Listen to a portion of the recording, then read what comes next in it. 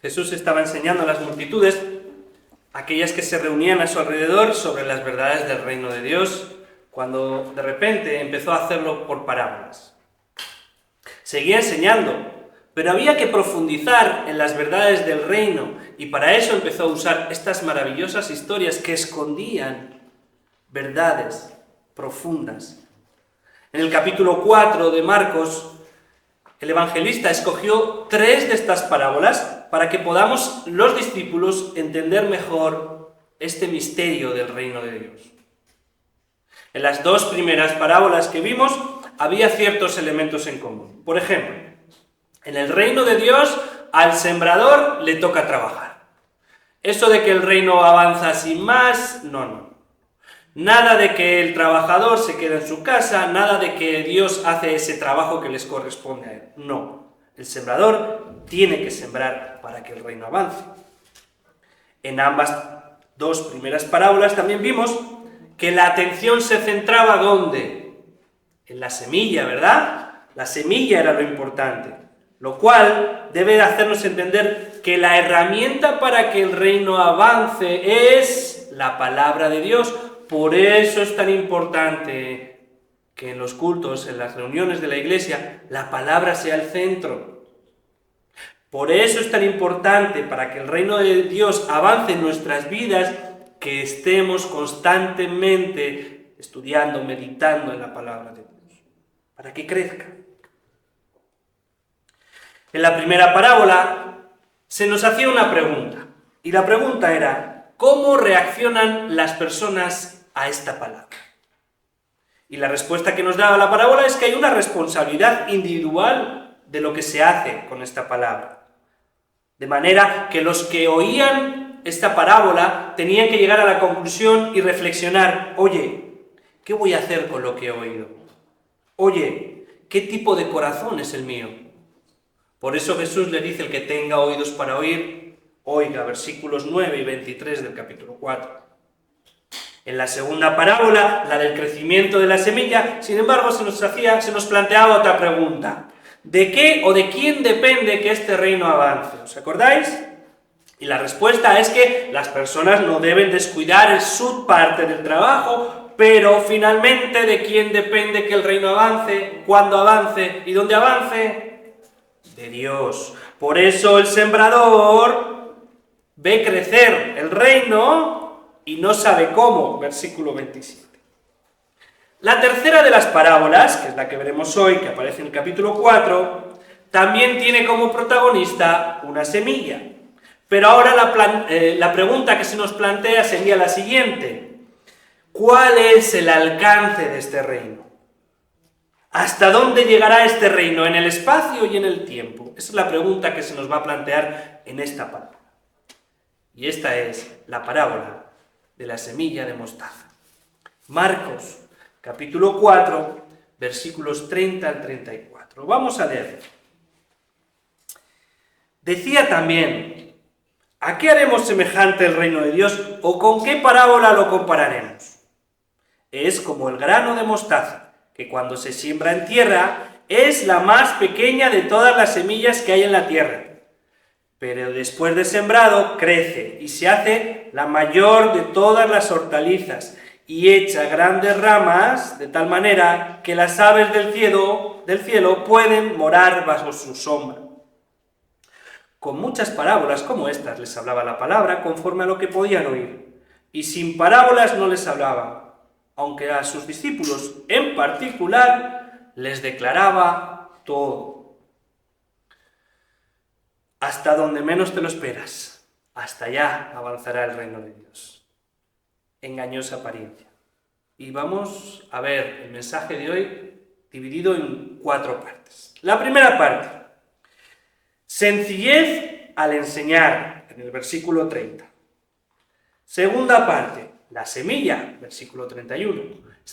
Tercera parte: se hace árbol, versículo 32. Y cuarta parte: el discípulo también debe crecer, versículos 33 y 34. Primera parte: sencillez al enseñar, versículo 30. Decía también: ¿a qué haremos semejante el reino de Dios? ¿O con qué parábola lo compararemos? Los predicadores tienen la obligación de preparar sus sermones. Pero Jesucristo no. El Señor no tenía que preparar sus sermones. ¿Por qué? Él tiene palabras de vida eterna. Y en Juan capítulo 15, versículo 15, Él mismo dice: todas las cosas que oí de mi Padre os las he dado a conocer.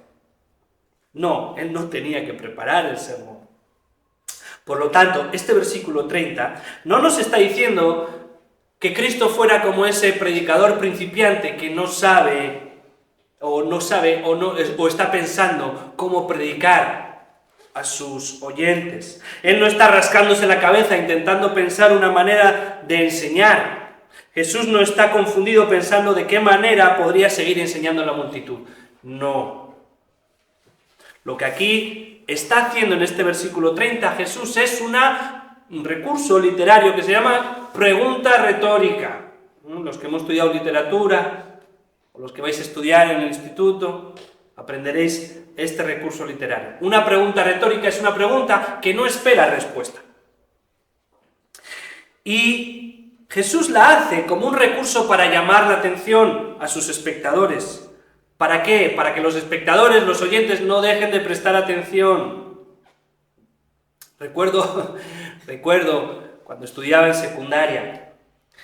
Yo tenía un profesor, no me acuerdo qué materia daba, pero este profesor llegaba, se sentaba en su mesa y comenzaba a leer directamente lo que era la enseñanza. Se sentaba, dictaba la enseñanza y nosotros los alumnos lo único que hacíamos que era copiar. Terminaba la clase y al día siguiente hacía lo mismo, y lo mismo, y lo mismo.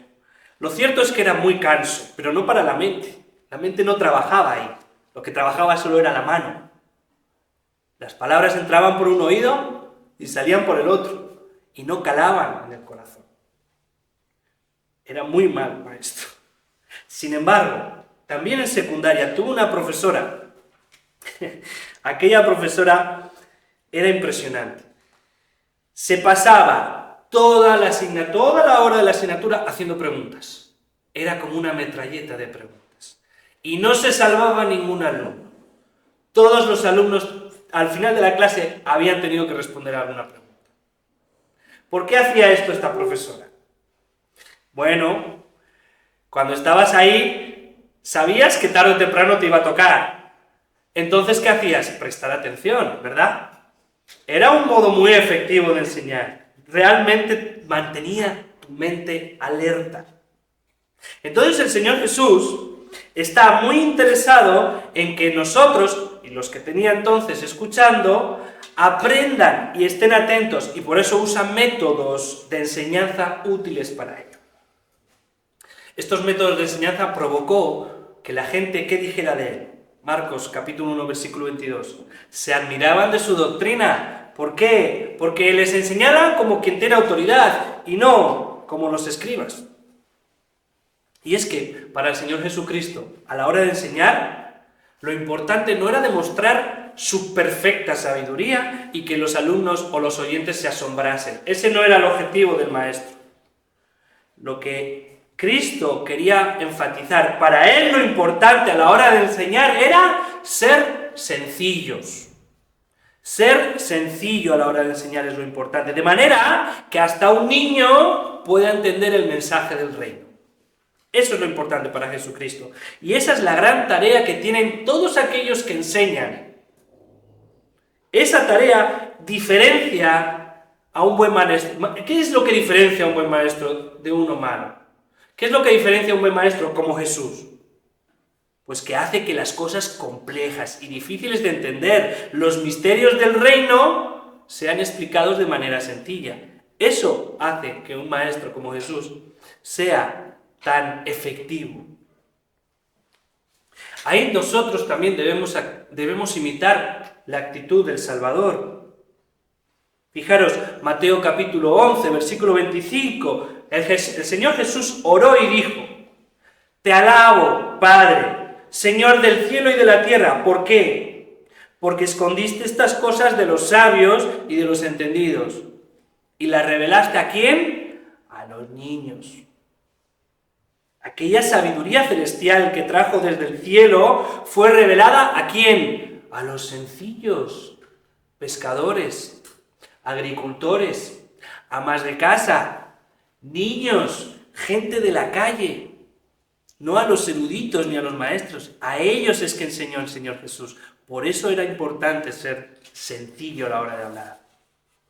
Por eso fue que la palabra, a la hora de enseñarla, Jesús tuvo un especial cuidado de hacerlo de manera fácil de entender para aquellos que tenían el requisito que se necesita para aprender, que es deseos de aprender. Así que, mis hermanos, debemos hablar la palabra de Dios con sencillez. Ahora, tú puedes estar pensando que estos consejos no tienen nada que ver contigo. Pero aquí todos somos papás. Aquí los niños y los jóvenes algún día, si Dios lo permite, también serán papás. Aquí todos conocemos gente que nunca ha escuchado sobre los misterios, ni nunca ha meditado sobre las cosas del cielo. Todos. Por lo tanto, te equivocas si piensas que estos consejos son solo para pastores y maestros. No es así. Esto es para todos. Por tanto, tú también tienes que esforzarte que a la hora de enseñar seas sencillo. A la hora de enseñar la palabra, especialmente, sé sencillo. ¿Cómo? Pues he aquí 3 consejos. Primer consejo. Cuando enseñes sobre la palabra de Dios, evita usar palabras rebuscadas siempre y cuando tengas una palabra que sea más fácil de entender.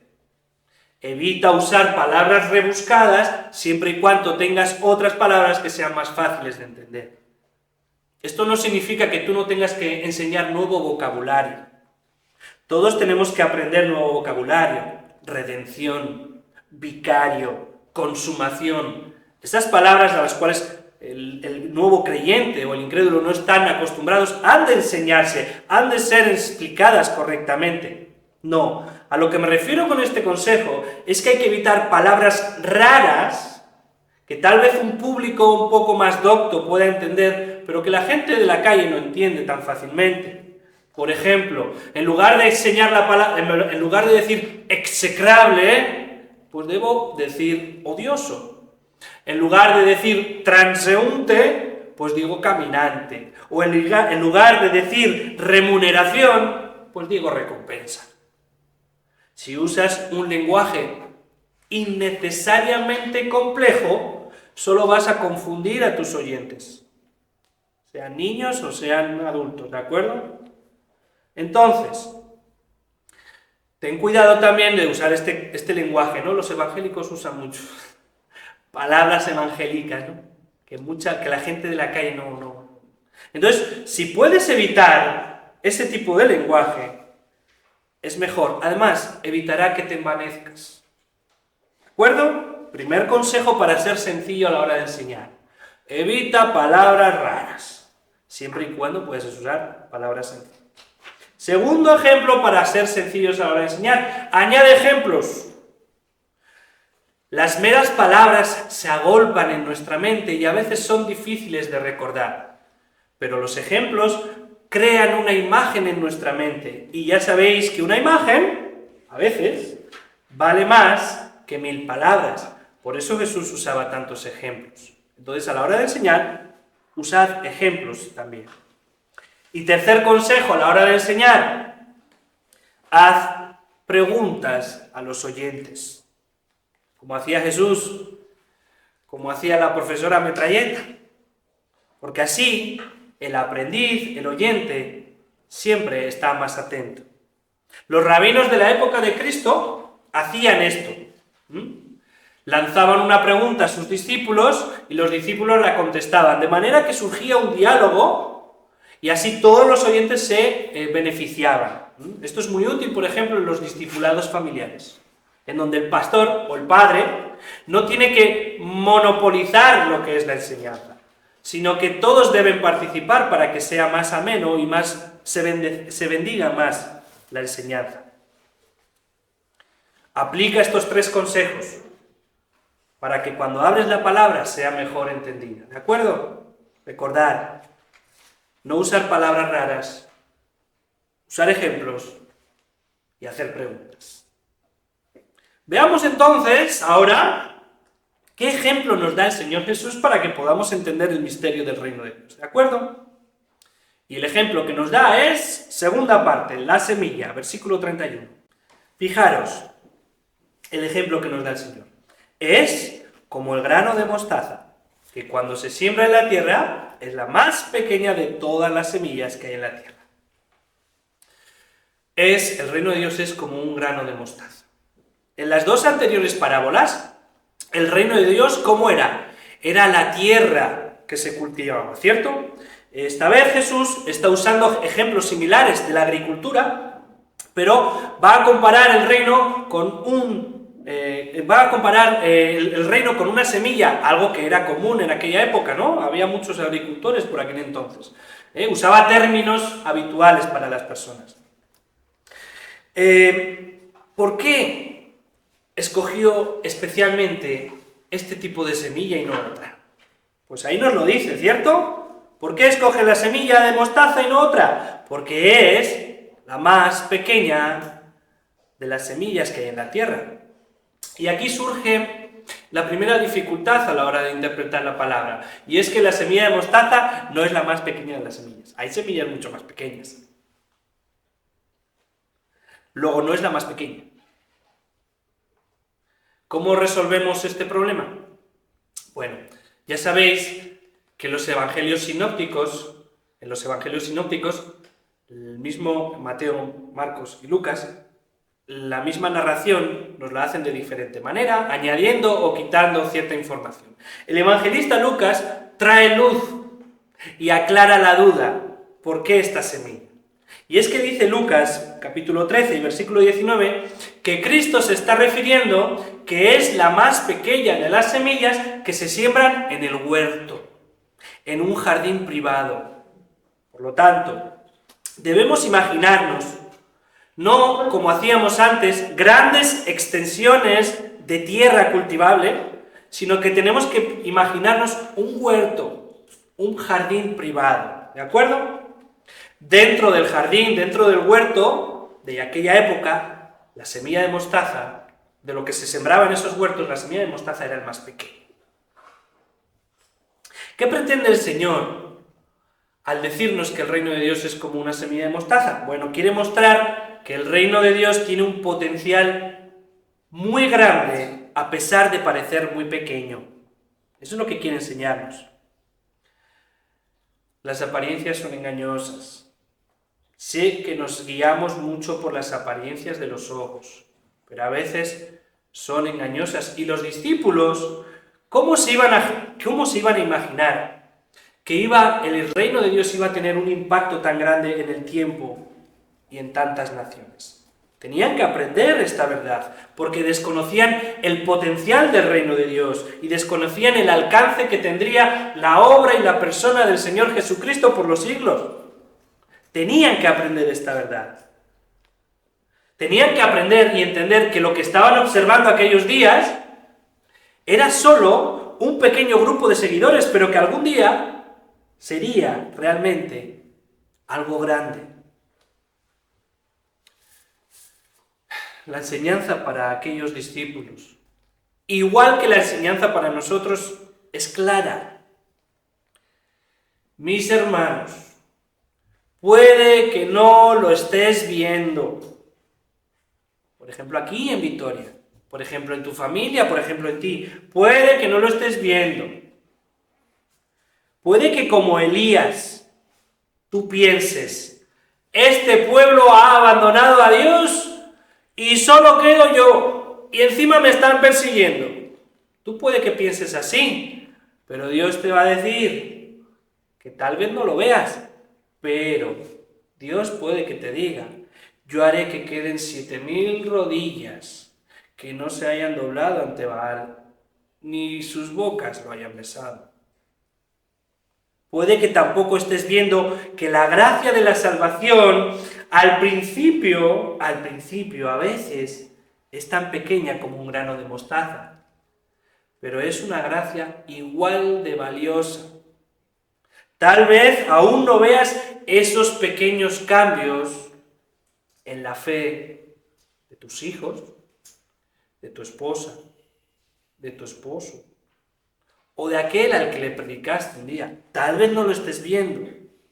Y no lo ves porque el reino de Dios al principio es como un pequeño grano. No desesperes. Sigue haciendo tu trabajo, que es orar y ser luz allá donde estás. Y no caigas en el error de los apóstoles, que por su poca fe, Jesús les reprendió y les dijo: ay, si tuvieres fe como un grano de mostaza, verás que nada será imposible. Mateo 17:20. ¿Por qué? Porque esta pequeña semilla, tercera parte, se convertirá en árbol. Pero después de sembrado, crece y se hace la mayor de las hortalizas y echa grandes ramas, de tal manera que las aves del cielo pueden morar bajo su sombra. El reino de Dios, después de sembrado, empieza a crecer. No se detiene y avanza hasta el punto que se convierte en la hortaliza o las hierbas del huerto más grande y más fuerte, superando al resto de las plantas que se siembran en el huerto. La variedad de la mostaza puede llegar hasta crecer 3 metros. Eso sería como un primer piso de altura. Pero en algunos casos se ha llegado a ver hasta de 5 metros. Eso es casi un segundo piso de altura. Y recordar, no es un árbol, es un arbusto. Sus ramas, aunque es un arbusto, con el tiempo se vuelven rígidas. Tanto que, como dice ahí, las aves pueden hacer su morada, hacer sus nidos ahí.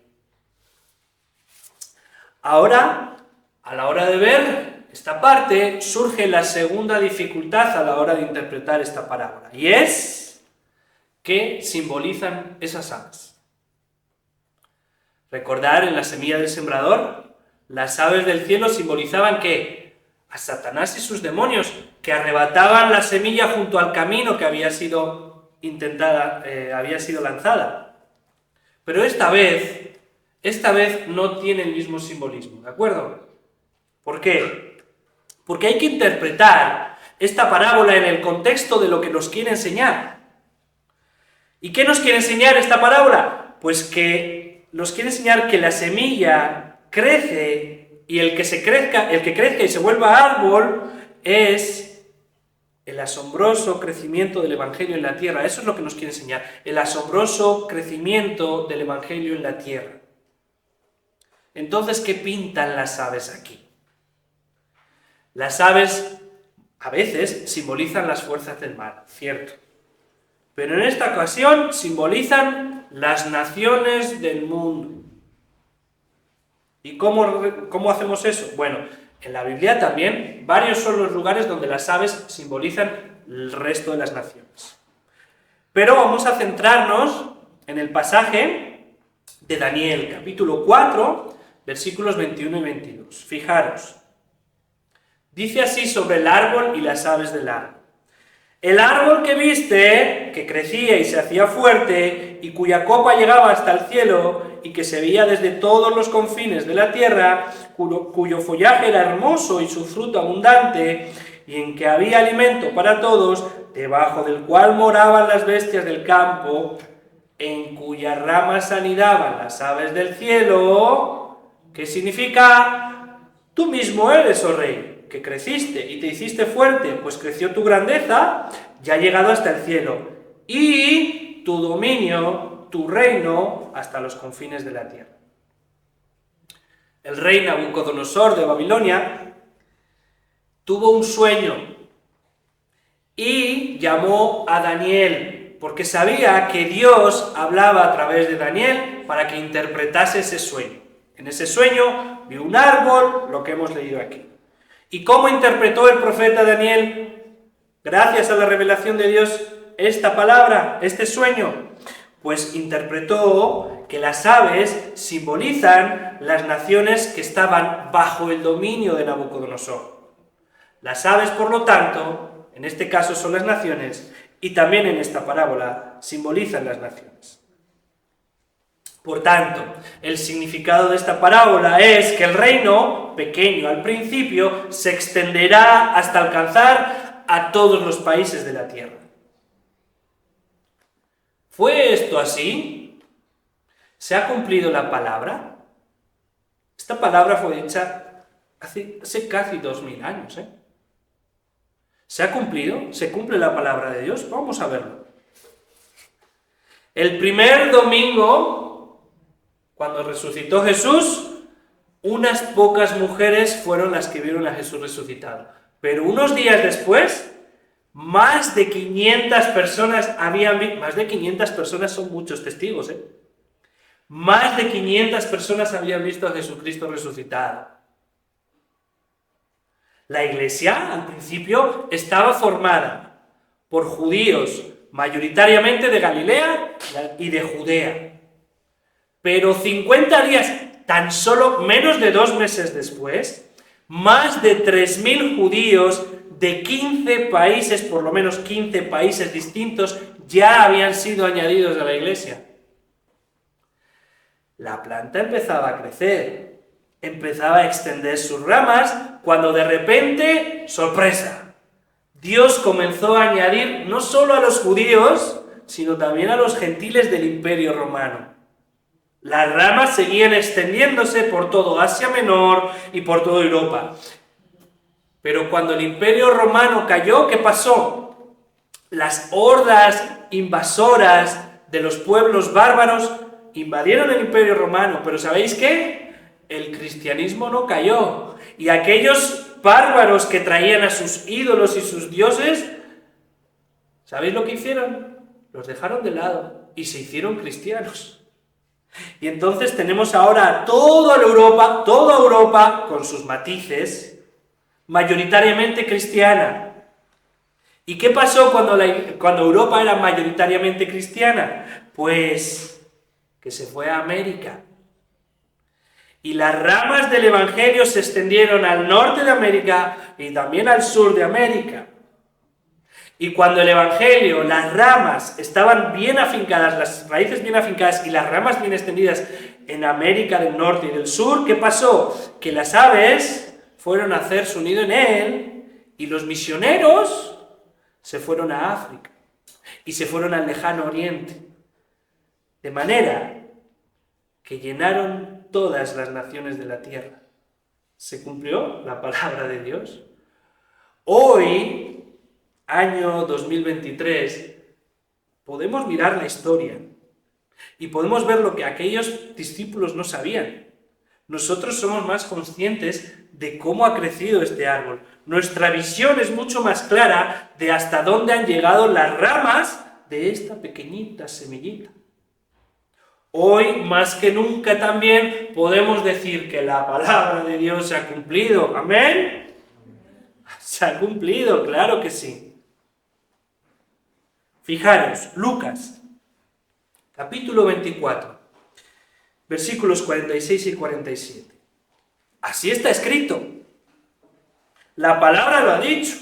Dios lo ha dicho en su palabra. Así está escrito. Y así fue necesario que Cristo padeciese y resucitase de los muertos al tercer día, y que se predicase en su nombre el arrepentimiento y el perdón de pecados en todas las naciones, comenzando desde Jerusalén.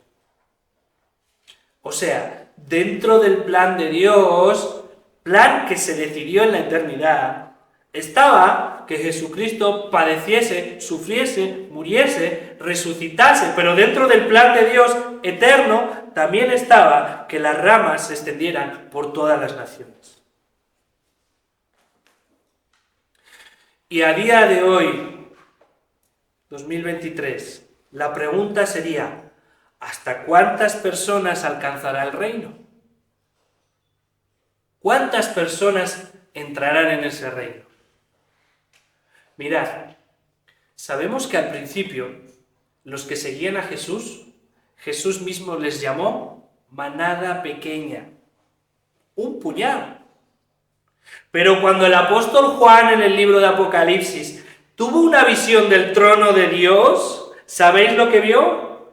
Una gran multitud cual nadie podía contar, de todas naciones y tribus, pueblos y lenguas.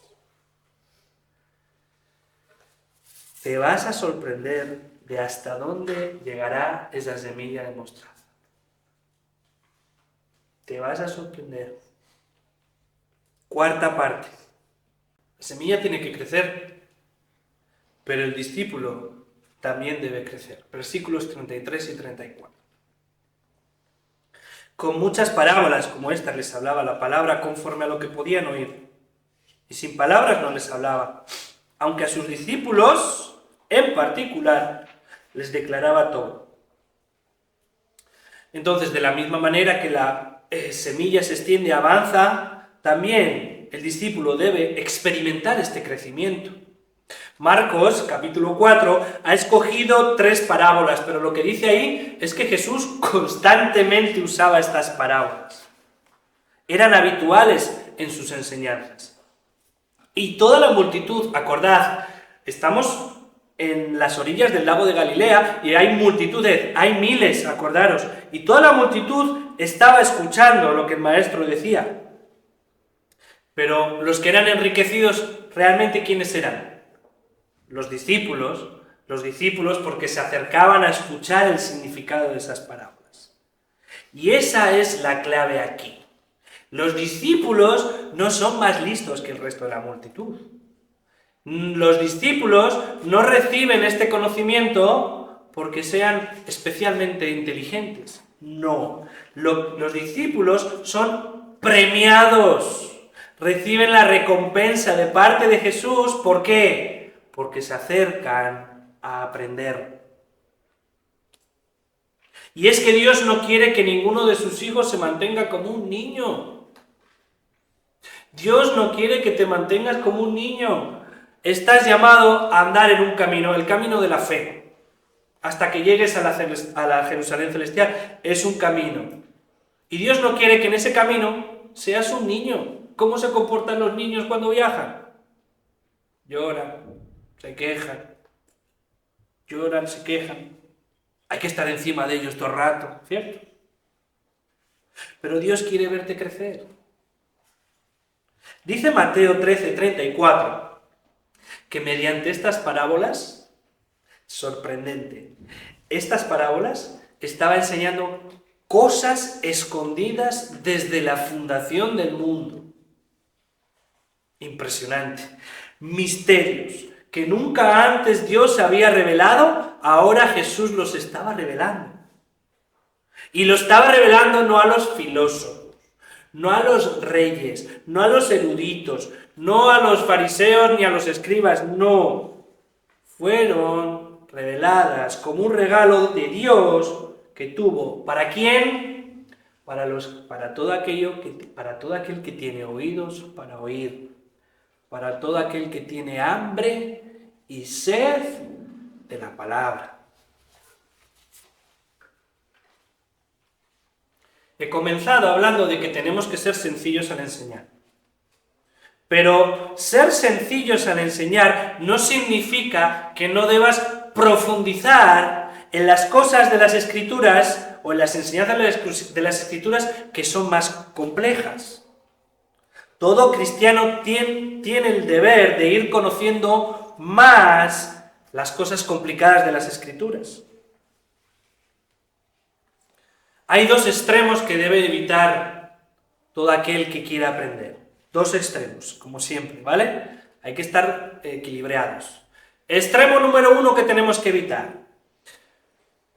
Tú te conformas con las doctrinas esenciales del Evangelio y todas las cosas complicadas esas, no, eso no son para mí, eso es para gente que sabe.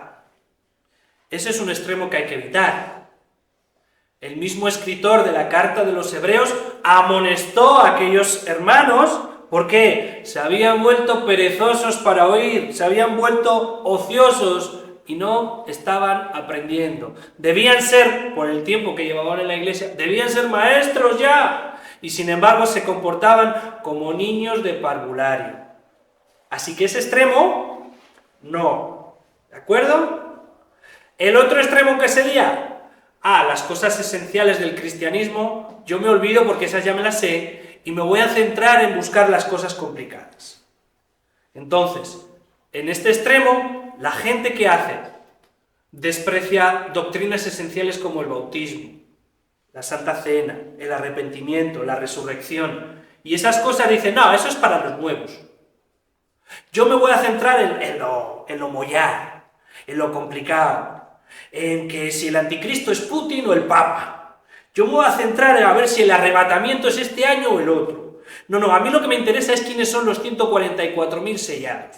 A mí lo que me interesa es Gog, Magog y todas esas cosas, que sí está bien aprenderlas. Pero, si te vas ahí y te olvidas de lo esencial, tampoco es sano. Se olvidan de lo fundamental a la hora de esas cosas escatológicas de los últimos tiempos. Y se olvidan de lo fundamental que le dice, velad y orad, porque no sabemos cuándo será el tiempo. O los que caen en ese extremo de buscar esas cosas complicadas y olvidarse de lo esencial, se empiezan a centrar y enfocar en sus reuniones y en sus estudios solo en los dones milagrosos del Espíritu Santo. Pero luego se olvidan de que hay un camino más excelente, que es el amor. Entonces se centran en todas esas señales, todas esas cosas, y luego se olvidan de lo importante y que es fácil de entender. Por ejemplo, ama a tu prójimo como a ti mismo. Cuando te centras cuando te centras solo en lo complicado, descuidas lo esencial y lo que es claro. Así que debemos buscar un equilibrio sano, ¿de acuerdo?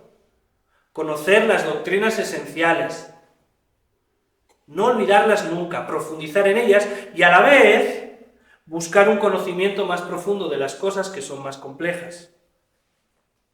Entonces, ¿quieres conocer esos misterios?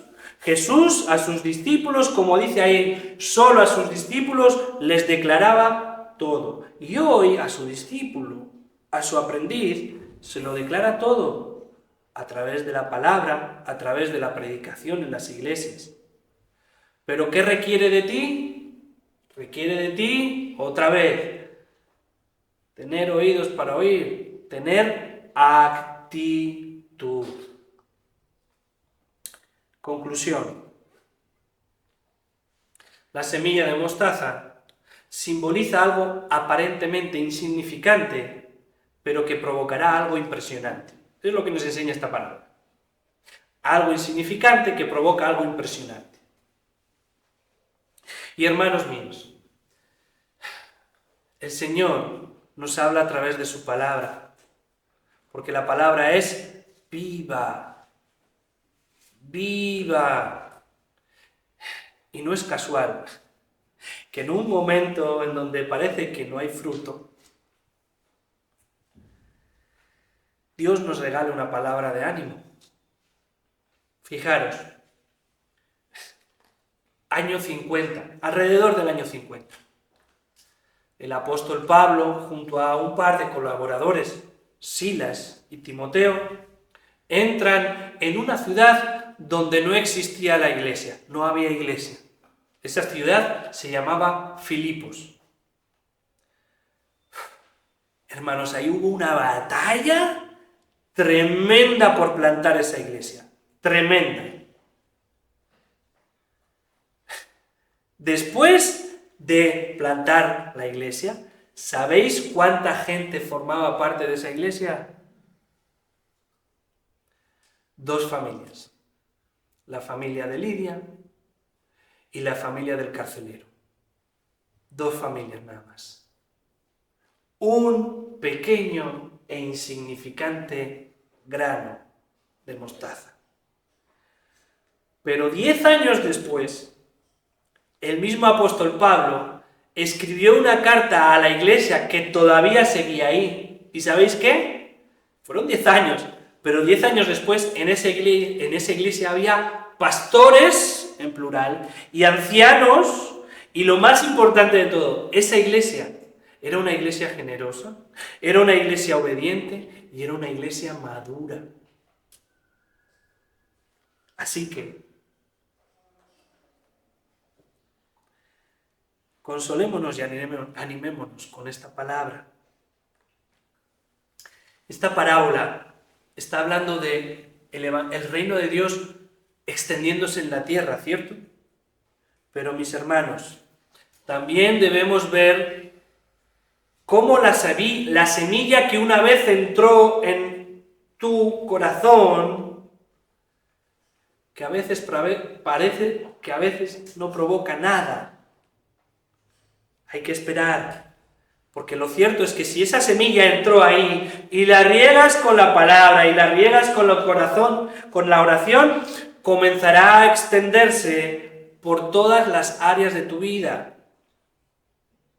Así como se extiende la rama, ¿sí? Esa semilla se extenderá por todas las áreas de tu vida, en tu familia.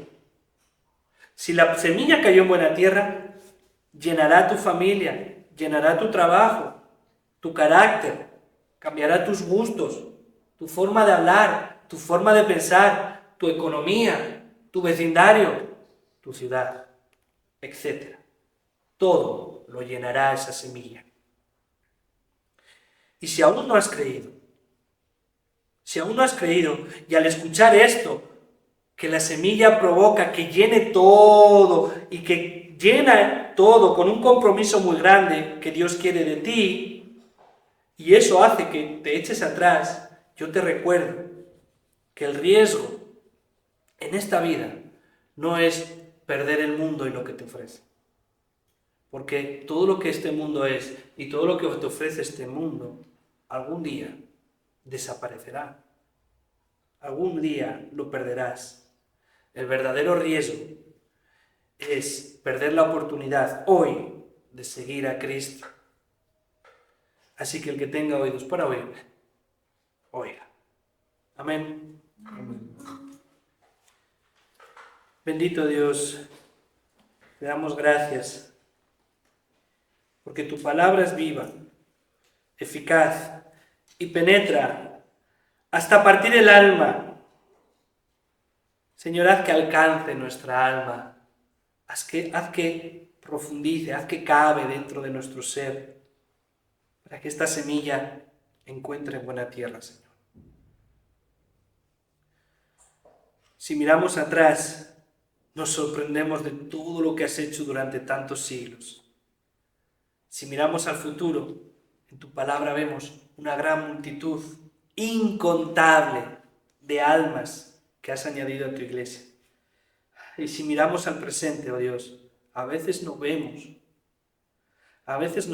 pero sabemos que si esa semilla, que es como el grano de mostaza, está ahí, tarde o temprano podremos ver crecer y será tan grande que hasta las aves del cielo harán su morada en ella.